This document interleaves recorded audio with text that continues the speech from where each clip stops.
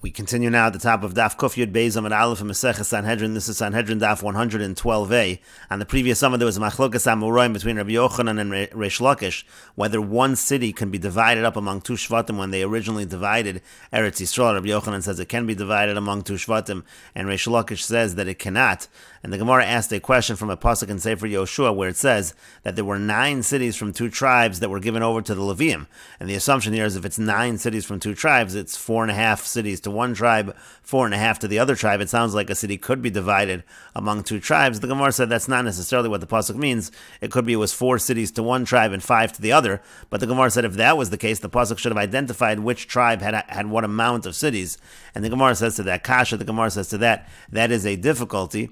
And Rashi explains, Kasha Loshan HaPasuk Kasha, Lataretz Laman Damar Cholkin. The language of the pasuk is difficult according to the one who says Cholkin, Avalo Mitosa, but this is not considered to be a refutation. The Rashash notes that it should be Kasha Lataretz Laman Damar Ein Cholkin. It's difficult according to the one who says that we do not divide a city among 2 Shvatim. The reason why it's difficult according to the Man Damar Ein Cholkin is because if we're not dividing, so therefore again it would have been 4 and 5, and then the pasuk should have specified. And the Gemara continues, they had the following question, and what if the people of the city, they're convinced to worship Avodah Zarah by themselves, there's no one that comes in and convinces them, what's the halacha in that situation? Is it considered to be an ir hanidachas? And on the one hand we can say that the pasuk says other people came in and subverted the people of the city, and so therefore if it happens to them on their own, that would not count. Odilmor maybe afilu hudchume, and again, maybe even if it happens from among themselves. And the Gemara says, Tashma, coming here a proof from the Mishnah. The Mishnah said, Hidichua, Nashim Ukatanim, if women or if minors, if they subvert the people of the city, they convince them to worship Avodah Zarah. So we say that is not considered to be an ir hanidachas. Now, why should that not be an ir hanidachas? Lahavik hudchume alein. It should be no worse than hudchume alein, unless you say hudchume alein also is not considered to be an ir hanidachas. But the Gemara continues and answers, there's a distinction between the 2 cases. Hanach basar nafshayu gredi. In the case of hudchume alein, they're following themselves, so to speak. But Hanach, Basar, Nashim Aktanim Grady, but in the case of the women and children, they're being drawn after the women and children, and so that would be different. And Rashi explains, Basar Nafshayu Grady, they're being drawn after themselves, Umasei Maisa, so their deed is considered to be a real action. V'adukim biyoser, they're clinging more to the Avodah Zarah, Hoel Me'atzmam Hem Nidachin, since it's coming from themselves. V'dinu Sheyasi Ir Hanidachas, there it makes sense that it would be in Ir Hanidachas. Aval Hanach Tehudchu Basar Nashim Ukatan, but if they're drawn, if they're subverted by women and children, Grady, they're drawn after the women and children. She'ein Adukim Kalkach, they're not so much clinging to that Avodah Zarah, so that would be different. And the Gemara continues at the 2 dots. The Mishnah said, Yudach Ruba, the majority of the city has to be subverted. And the Gemara says, Heche Avdin, and what exactly do we do to determine this majority?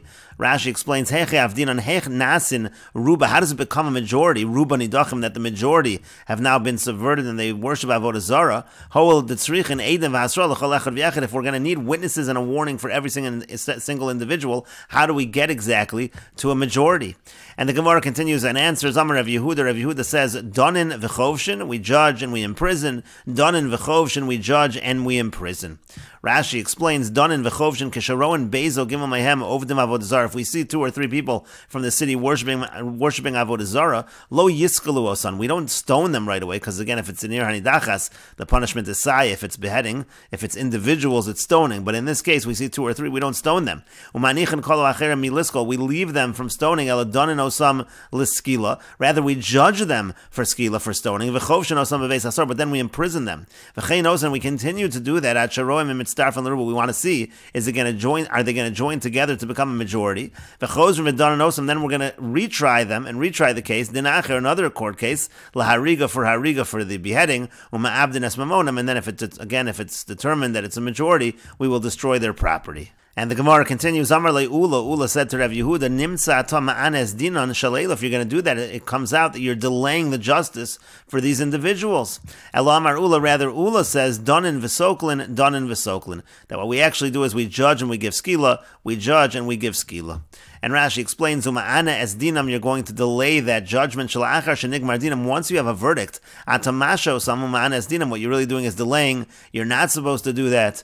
And so therefore, Ula says, done in v'soklin ad chetz. And what you do is you judge and give skila until you get to 50% of the city. We do have a presumption that they're individuals, v'don in v'soklin. And again, we're going to give them skila. And then once you're past 50%, nisbar hadavar l'mafrei, and now it becomes clear retroactively, shahud churuba, that it actually was the majority of the city that was subverted, v'have b'sayif, and so the punishment is going to be beheading them, umonim avad, and their property will be destroyed. Umechetzion v'elach iyata rashoy l'moshchel l'misachamura. Once you get past that 50%, so now you can't give them the stricter death penalty, you give them instead the death penalty of sayif. And the Gemara continues, Itmar, it was stated in Machlokas Amoraim in this regard. Rabbi Yochanan Amar, Donin V'soklin. Rabbi Yochanan says, like Ula, we judge and we give skila, we judge and we give skila. V'reish Lakish Amar, Reish Lakish says, Marabin Elohen and Batei Dinim, we increase the amount of courts. And Rashi explains Reish Lakish Amar, Marabin Lohen Batei Dinim, we increase the amount of courts. Lav Mishum De'ein Donin Beis B'yom Echad. It's not because the court can't try 2 cases in one day. To Amar B'Perek Nigmar Hadin, because we said earlier, Devamisa achas donin, that if it's one death penalty, you actually could try a number of cases in one day. The problem over here is you have a lot of witnesses for each individual. Practically speaking, there's just not enough time to examine all of the witnesses in one day, and so therefore maribim lahem batei dinim, we increase the amount of courts so that we can receive all of the testimony in that one day. That way we can judge them all in one day. And so essentially Reish Lakish is saying by increasing the amount of courts, we actually will be able to tell in just this one day in terms of what the numbers actually are. But the Gemara continues, Ini is Reish Lakish's solution of having many courts. Is that really a good solution? V'yamar Reb Chama bar Yossi, Amar Reb Oshia, but Reb Chama bar Yossi says that Reb Oshia says, the pasuk says, V'hotzeiso eso ishahu, o eso isha hahi, it says that you're going to take that man or that woman, and we understand that pasuk to mean ish v'isha, if it's an individual, just one man or one woman, atamotzi l'sharecha, then you could take them out to your gates, to your local courts. V'iyah atamotzi kol yarkula l'sharecha, but you can't take the entire city out to your gates. You have to take them to the Sanhedrin Gadol. And so therefore, if it is going to be a majority of the city, increasing the amount of courts in order to try everyone in one day, and that way in one day you can determine whether it's going to be skila or saif, that's not a solution. Because if it's going to be the whole city or the majority of the city, you're going to have to go to the Sanhedrin Gadola. And so the Gemara says, Ella rather, marbin lohen batei dinim, what we do is as follows. We have a lot of courts, uma'aynin b'dinem, we look into the cases, uma'askinan lahu lebezin hagadol, and then we bring them up to the bezin hagadol, to the Sanhedrin, v'gamri lahu ledinayu, and then we conclude the case over there, v'katli lahu, and we kill them. And Rashi explains, Lisharecha, again, to your gates, lebezdin shebesharecha, that means to your local bezdin, the bezdin of your gates, dahainu Sanhedrin Ketana, that's the smaller Sanhedrin. V'yata motzi ela b'Sanhedrin Gedola, but if it's the whole city, it has to be the Sanhedrin Gedola. And so then the Gemara revised the answer, ela rather, marbin lohem, batei dinim u'ma'ayni b'dineim im havim merubim, we look in with these local courts, whether it's a majority, v'imhud churuba, and if it turns out that the majority of the city was subverted, malim eskulan, lebezdin hagadol, then we bring them all up to the Bezdin Hagadol. And the Gemara continues at the 2 dots. The Mishnah brought the pasuk Hake Sakes Yoshvei Oir V'chulu, and the Gemara says Tanu Rabban, and the rabbis taught Hachameres v'Hagameles, if you have the donkey drivers or the camel drivers, Hoveres mimakom l'makom, they're traveling from one place to another. Lanu b'soch, if they stay overnight in the city, v'hudchu iman, let's say they're subverted along with the residents of the city. So how do we determine if they're counted among the residents of the city? And so the Baraisa says Im nishtau sham la'amid yom, if they stay there for 30 days, hein b'sayif u'mamonin avad, so then they are considered part of the city and they get sayif, they're beheaded, and their property is destroyed. They're treated like the residents of an ir hanidachas. But pachos mikan, but if they're there less than 30 days, hein beskila, then they're treated as individuals. They get the punishment of stoning, umemon palat, and their money, their property escapes. It is not destroyed. And the Gemara continues, or a mini, but we have the following contradiction from a Brisa. The Brisa says, Kama yeh bo'ir v'yeh ka'an sheho'ir, how long do you have to be in a city to be considered like the people of the city? Here it says, Yod Beis Chodesh, you have to be there 12 months, and above we just said it's 30 days. And the Gemara says, Amar Rava says, Lokash, it's not difficult. Hala mahave mi b'nei masa, to be considered like a b'nei masa, that already need 12 months. Hala mahave mi yosvei masa, but if you want to be considered mi yosvei masa, like yoshvei ha'ir, that's considered to be just 30 days. And the Gemara says, Vatani, we have a brisa that supports that as well. Hamudar hana mi b'nei ha'ir, if somebody is mudar hana, he's not going to get benefit from the b'nei ha'ir. Im yesh sham adam shenishte sham yud beis chodesh, if somebody was there for 12 months, asr lehanos mimenu, so then you cannot get benefit. That would be like a citizen of the city. Pachos mikan, but if it's less than that, mutar lehanos mimenu, then he's allowed to get hano, he's not considered a citizen. B'yoshvei ha'ir, let's say it's just the residents of the city, im nishte lamed yom, as long as he's there for 30 days, asr lehanos mimenu, that's enough to be considered yoshvei ha'ir, and it's forbidden to get hano from him. Pachos mikan, less than that, mutar lehanos mimenu, it is mutar to get hano from him. And the Gemara continues at the two dots. The Mishnah brought the pasuk Hacharei Mosav Eskol Asher Ba V'chulu, and the Gemara says Tanu Rabban, and the rabbis taught Hacharei Mosav Eskol Asher Ba. The pasuk says everything within it has to be destroyed. Prat lenichseit tzadikim shebechutz Allah. That comes to exclude property of the righteous that's outside of the city. It has to actually be in the city if it's property of tzadikim. V'eskol Asher Ba, then it says everything within it. L'rabos nichseit tzadikim shebesocha. That comes to include the property of the righteous that's within the city. If it's within the city, then it is destroyed. Then shalala, it says it spoils, v'lo shalal shamayim, not the spoils of heaven, not the property of heaven. V'as kol shalala, then it says v'as kol shalala l'rabos nichsei rishoim shechutzala, that comes to include even the property of the wicked that's outside of the city that is supposed to be destroyed. And the Gemara continues, Amar Rav Shimon says, Mimnei ma amra Torah, why does the Torah say nichsei tzadikim shebesocha yovedu, that the property of the righteous within it is destroyed? And the reason is as follows, migoram lahem sheyadur besocha, what caused these righteous people to live within the city? Mamonam, it's the fact that they have property, it's the fact that they have their money there. Lafikach mamonam avad, therefore their property is destroyed. And the Gemara continues, Amar Mar, the master said, Ves kol shalala tikbots, it says all of the spoils will be gathered. L'ravos nichsei rishayim shebechutzala, that includes even the property of the wicked that's outside of the city. Amar Rav Chisda says, uvenikbotzim lasocha, but still it's only true when it's actually gathered inside there. And Rashi explains, Amar Rabbi Shimon says, why is this the halacha? Rashi notes, B'chol duchtei darish Rabbi Shimon that time of the Kra. Rabbi Shimon in all places, he always darshans the reasoning of the pasuk. And Rashi continues, Amar Rav Chisda v'nikbotzin l'socha, again by the Rishoim, even the property outside the city is destroyed. But Rav Chisda said it's only if it's gathered within it. What does that mean? Nechsei Rishoim hakrovin l'ir. It means you have the property of the wicked that's close to the city. Sheyecholim l'kabsim l'socha ir, that it's possible to gather that property into the city. Bioso yom on that day, because they're going to gather all the spoils of the city into the street in order to burn them, and it's going to be destroyed with it. But if it's far away, if it's not going to be able to reach the city, so then it is not going to be destroyed.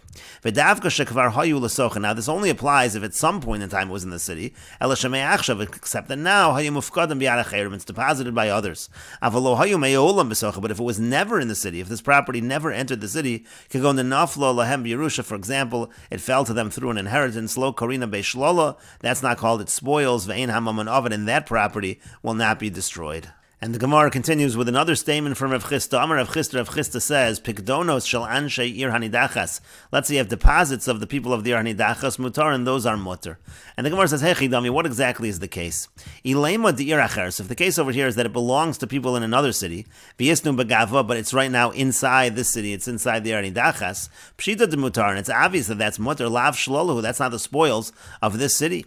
V'yela didhu, rather the situation is it belongs to them, it belongs to the people of the ir hanidachas, but it happens to be that property is in another city right now, and we're saying that in such a situation it's mutter. But the Gemara says, now if it's able to be gathered within there, like Rav Chisda said above, so then I'm mutar, so then why isn't mutter? That we should say in such a situation, even if it's outside the city, if it's nikbotzim l'soch, if you can gather it, it's close to the city, and you can bring it into the city, then it is destroyed. V'ein nikbotzim l'soch, and if it's not close enough that it can be gathered into the city, ha'amra chadazimna, so Rav Chisda already said that. Why does he need to repeat the exact same halacha? And the Gemara says, Lo no liolam di'ir acheres, really it does belong to the residents of another city. The mifka di besochen, it's deposited, it's being kept, it's being watched over in this city, in the city of the Ir Hanidachas.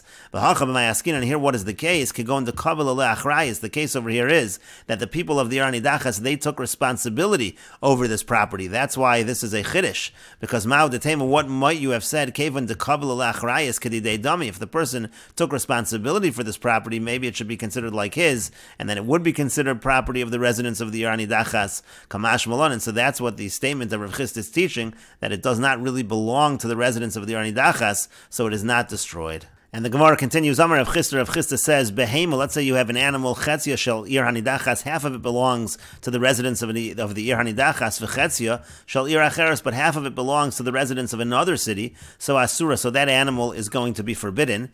And Isa, when it comes to dough in the same situation, Chetzia shel Ir Hanidachas, half of it, let's say, belongs to the Ir Hanidachas, V'chetzia shel Ir Acheres, and half of it belongs to another city, Muteres, so the dough, that half which belongs to the other city, is going to be mutter. And the Gemara says, my time, what's the reason for this distinction? Because behema keman delo pliga dami, an animal is not like it is split. It's not something that can be divided. The idea is if you would want to eat any of the meat of an animal, you have to kill the entire animal first. You have to do a shchita. And so therefore that's considered delo pliga. That's not considered something that you simply divide, and that's why it is forbidden. The entire animal is forbidden. But isa keman de pliga dami, but when it comes to the dough, that's something that can be divided, and therefore the part that belongs to the residents of the other city will remain mutter.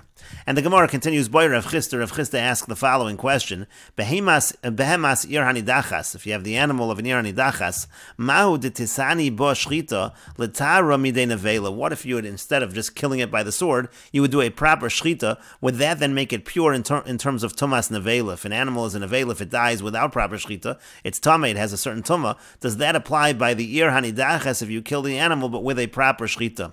Lafi cherev amar Achman, on the one hand you could say, it says that you're going to kill by the sword. Loshna shachta mishchat, loshna katla miktal. It doesn't matter if you do a proper shchita or if you just kill the animal. In all situations, it's going to be considered a nevela. Odilmor, maybe kaven de shachta, since you did do a proper shchita, mahanya lo shchita, the shchita is effective to take away the tomas nevela. So what's the answer to this question? And the Gemara says teku. The Gemara leaves that as a question. And the Gemara continues, Boy Rav Yosef asks, Seyor Nashim Tzidkanios, when it comes to the hair of righteous women, Mahu, what's the halach over there? Does that get destroyed?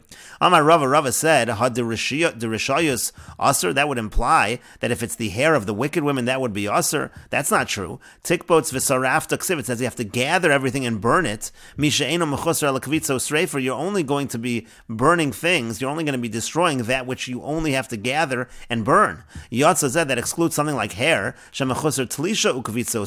you first have to detach it from the body, then you have to gather it, then you burn it, so you never burn the hair. It doesn't matter if it's a wicked woman, it doesn't matter if it's a righteous woman. So Elam Rava, rather Rava says, the question is specifically bepei and nachar, so the question specifically is by a wig.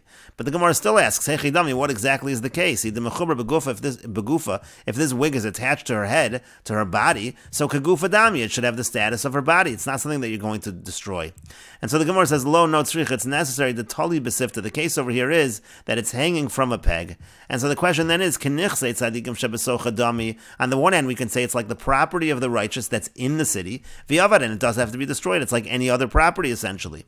Odilmar, maybe, kavan da'ayla v'nafka, since she comes in and she goes out with it, meaning sometimes she does wear it on her head, kilavusha dami, so it's already like a garment, and then it would not be destroyed. And the Gemara says, teku. The Gemara leaves this as a question.